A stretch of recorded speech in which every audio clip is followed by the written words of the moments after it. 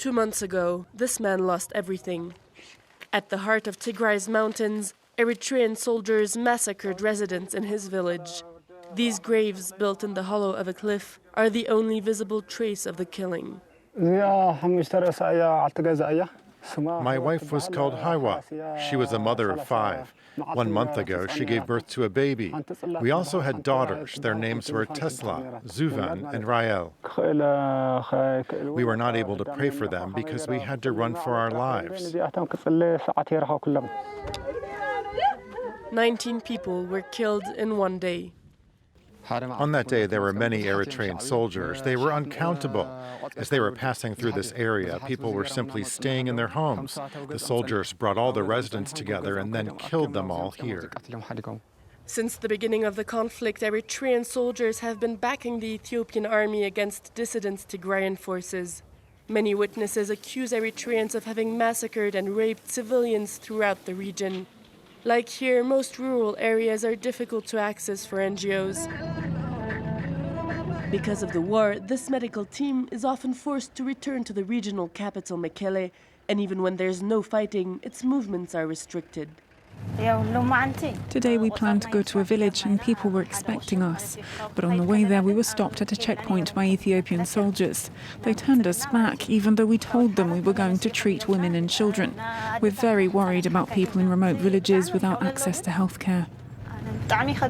The team finally stops in this small village in central Tigray. People here have been in dire need of medical assistance ever since the local clinic was attacked. This center was treating patients until mid-January, but then the Ethiopian military destroyed it. They took everything and tore it apart. Over there is the fridge. They broke it and left it. They threw out children's vaccines and medicines so that they're now unusable. In these rural areas, accessing medical treatment has become extremely difficult. Even food is now difficult to find. Children especially are suffering from malnutrition. I measured 11.4. It's a decrease, so I'm giving you a form that will entitle you to special food. Because of a shortage of ambulances, some women die in labor, like this baby's mother 3 months ago. For the past days, the family has been unable to find milk. Her aunt feeds her ground cereal. We're going to weigh her. We found this baby by chance. If we'd come later, we could have easily missed her. There are many babies just like her, and their mothers don't have milk. These children are too underweight, and what we give them won't be enough to save them.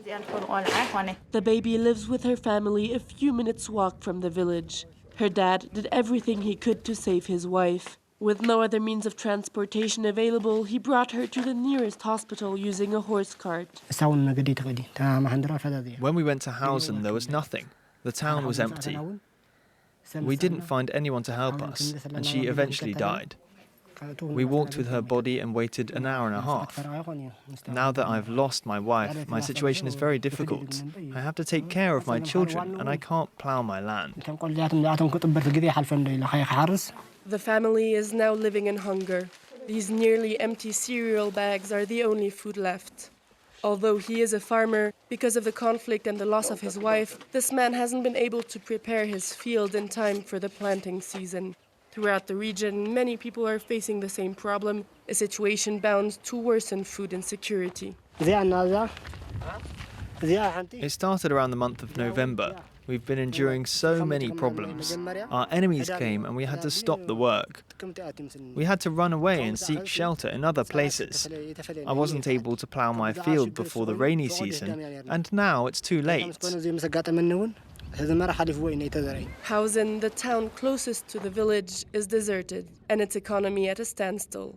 To help those most in need, some organizations, sometimes supported by the government, are trying to distribute wheat and seeds. We have planned to distribute about 2,900 quintal of seeds, which is used for 12,780 farmers.